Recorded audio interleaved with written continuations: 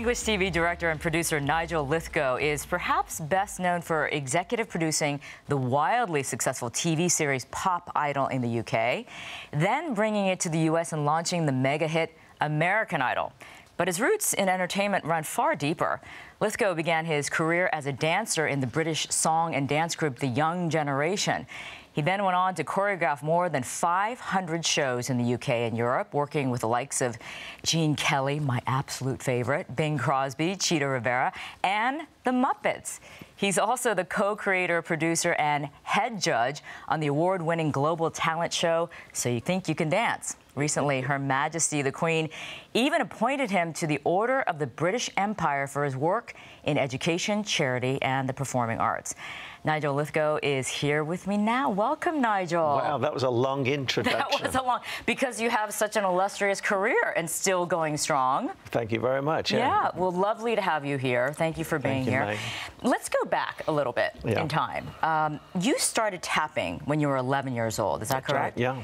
But your father had a condition about you starting to dance, didn't he?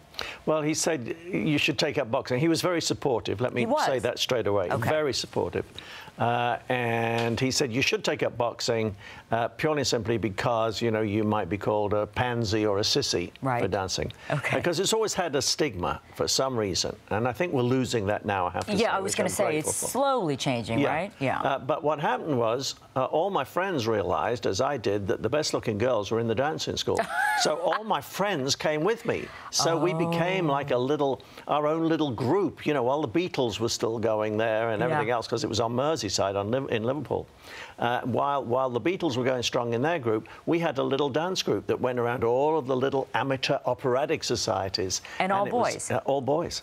Yeah. How fantastic. 6 of us. And did it work with the girls? Yes. I love it. Well, what was it about dance for you that you love so much? Showing off. Showing off? Basically, yeah. I started tap dancing. Yeah. And whether it was just because I was a boy doing it, but I would win the festivals and the competitions.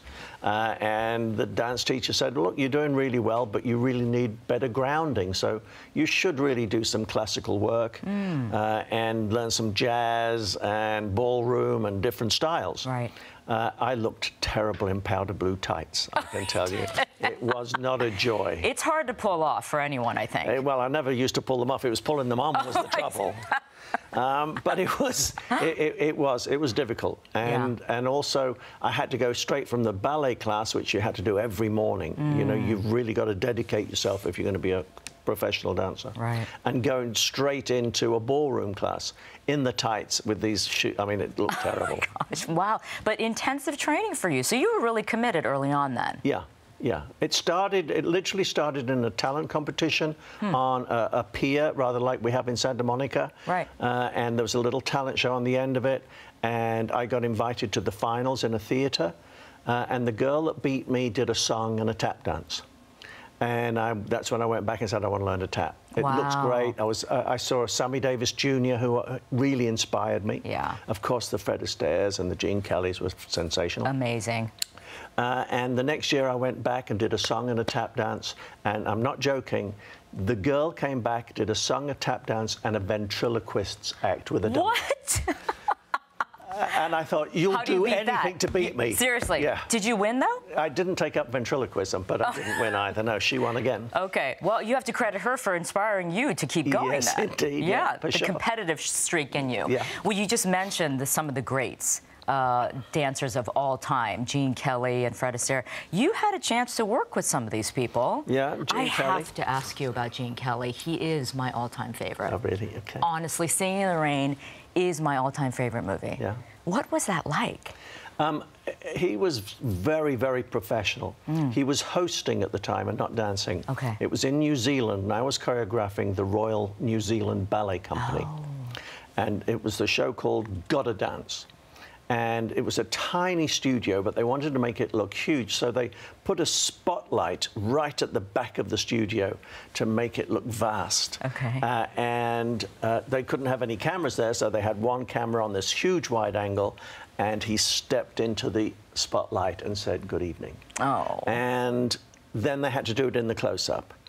And just a little bit, rather than just standing there and saying good evening, he just leant back on his back leg as though he'd moved into the spotlight and said good evening. And that one little move was so professional that he realized that there was a movement into good evening.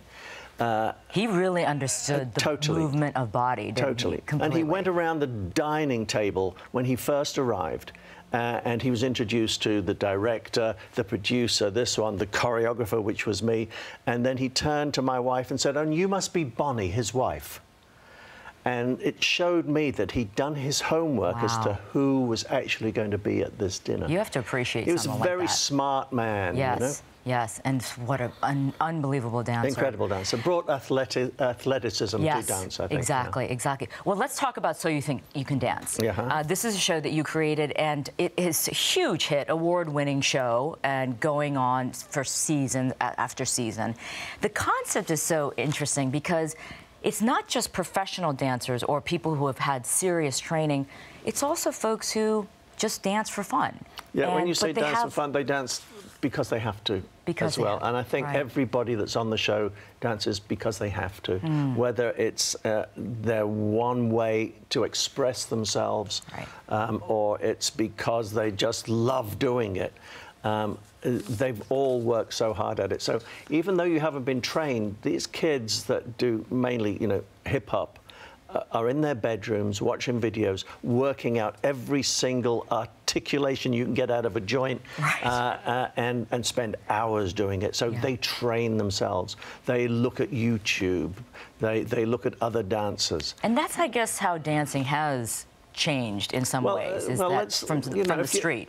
Yeah, and let's just go right back in time and say we danced long before we spoke. That's true. You know, we dance at weddings, we dance at celebrations, we dance, some of us dance at funerals, you know, in wakes. It was a way of expressing ourselves without words, and many people find that they can express themselves better through movement rather than through verbal method. So a show like So You Think You Can Dance has really brought dance back into our culture in a way that maybe it wasn't for a little while, right? For sure. To the masses. Yeah, and I think, you know, dads come up to me now and say, "Thank you so much. I really wanted my son to be a footballer, but I've realized how athletic, you know, dancing is, and he's doing a really good job now, and more than that, he's loving it." Wow. And that's great to see my son enjoying something. And that's the beauty of dance, isn't it? It's not just physical. It's also like it's transformational in a psychological way. So many ways, spiritually, psychologically, and as you rightly say, physically. I mean, the benefits to our health are enormous. Right. It's like any exercise, really. Apart from this is one that I believe you can enjoy even more. But what it does to our cardiovascular system is incredible. Strengthens our bones. You know, everything that you can think of physically is terrific, and mentally. Well, psychologically, it just releases endorphins in our head that make us happy. Exactly. So that's wonderful for a start. Right. And then neurologically, you know, they've proven that because it uses both hemispheres of the brain, it wards off any neurodegenerative disorders, and even helps with Alzheimer's as well. Which is incredible. It's absolutely fantastic. Yeah. And it's free. I mean, you just can get up and dance. And you don't have to go somewhere. Yeah. And it's unaware of ethnicity and color and everything else. Right. And it introduces us to different cultures. That's what I was just going to ask you, is dancing also works to sort of break down cultural barriers and bring cultures together. Absolutely. And for us to celebrate different cultures rather than, you know, shunning them. Right. If you look at the different forms of dance all over the world, it's quite amazing. The Russians do these incredible high jumps and split jumps and down on the floor with the legs. And it was to show the strength in the thigh muscles from the Red Army that used to do it. Very masculine. Very masculine. Yeah. If you look at Indian temple dancing, it's all very tight, and which is Bollywood sort of exploded to get away from it. You know? Right. Here in America, obviously, the native Indians that were here originally did the rain dance and everything, and they just followed the beat and the rhythm, so that it released so many endorphins and everything. They just spiritually got carried away with it. So all the different styles of dance from all over the world is just remarkable to see how they developed out of the lifestyle of the indigenous peoples. Right. Is there a particular memory for you in terms of having done the show and seen so many contestants, or anywhere else during your dancing career, where you've seen such an incredible transformation in somebody? It's amazing, you know, to go around, and whether it was American Idol or So You Think You Can Dance, to meet so many talented kids. Yeah. And to hear their background stories, and so many of them are heartbreaking. Yeah. And the only way out of their lives at home was to dance, and to be able to express themselves that way. It gave them a community. It gave them, you know, their social awareness. It gave them etiquette. It gave them self-belief, self-confidence. And it probably empowered them too, it right? certainly did. Yeah. And it's heartbreaking, and really it's what led us into creating the Dizzy Feet Foundation, Yes. believing that, you know, any kid should be allowed to dance. You beat me to the punch. I wanted to ask you about your foundation, Dizzy Feet. This is, like you said, it's giving kids opportunities to use dance as some sort of outlet. The foundation attempts to find, obviously in inner city and really deprived kids, an opportunity to dance by looking at the groups that are working within those communities. We don't do it ourselves. Yeah. We just, you know, find a community group and say, okay, we'll invest in you. Please help your community. We also give scholarships to great dancers, but found that great dancers will always be survivors, you know. But it's the kids, and certainly with autism now, we're finding that it really helps autistic kids that can't focus to start with and find it really hard to have any feelings show, that you put a piece of music on and just get them doing simple moves, and they love it. Wow. And they high five and actually touch another person. It's wonderful to see how they transcend from in their own little world into this world of all of us. Right, right. A sense of belonging. Yes. For a change. Well, speaking of kids, you now have another show called So You Think You Can Dance Next Generation. Yes. These are for kids 8 and 13 to 13, right? Yeah. So these are young kids. Yeah. Why do this show? Well, number one, we wanted to change it up. We've been doing So You Think You Can Dance for 12 seasons. Okay. We had to find something else just to brighten it up. And we wanted to look at the next crop, really. I mean, we've seen how this generation that we normally work with, the 18-year-olds, have blossomed. What's the next generation? Remembering that they weren't alive when this show began. Oh my gosh, you're right. Isn't that scary?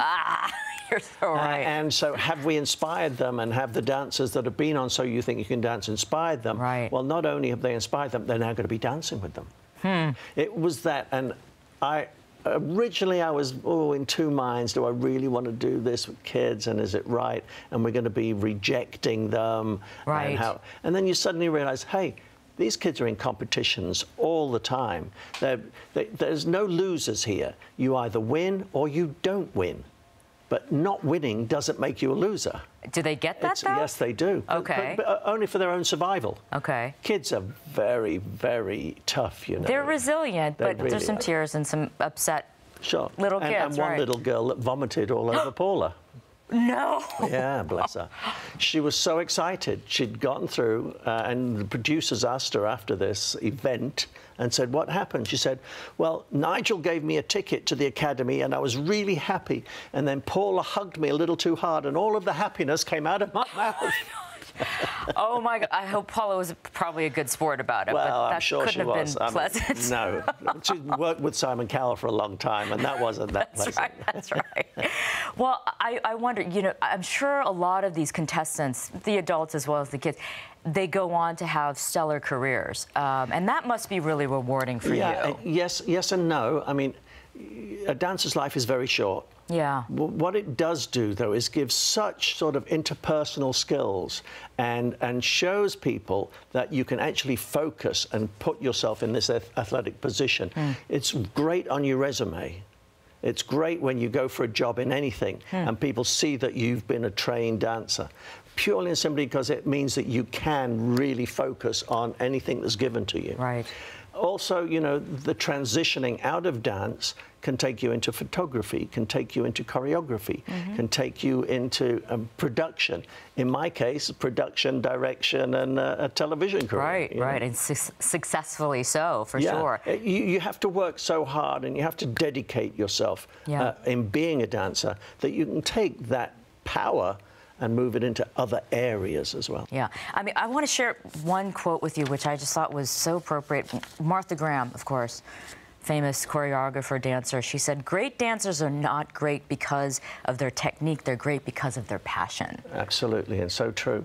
Einstein also did great quotes, you know, about dance and about creativity and using imagination. And he said something like, logic can take you from point A to point B, but imagination can take you everywhere. Yeah. And I think my favorite quote out of everything is, especially for dancers, because they have to transition into so many other things, is bloom wherever you're planted. And whatever you're doing, you just have to do your best. Absolutely. Well, speaking of doing our best, I used to do a little tap in ballet when I was younger, just like a lot of little girls. Right. But since you're here, I would love a little tap lesson from you. Could you do that for me? Sure. You've done tap before? I have, but it was a long time ago. Well, you know that tap, you know, you just can't learn overnight, which is why we don't do that many tap routines on So You Think You Can Dance, because you need to train your ankle. Right. I haven't tapped in a long time. I don't have tap shoes. And I have super high heels on, but this is the challenge, so we're going to try. Quick lesson? Yeah. Okay. So, do you remember your original time step? I do. I do. Now, keep in mind I'm wearing 6-inch heels today. So. Well, I don't have any tap shoes on my Tom Ford shoes here. All right, so... he doesn't make tap shoes. So, I'll just remind you of it. It was...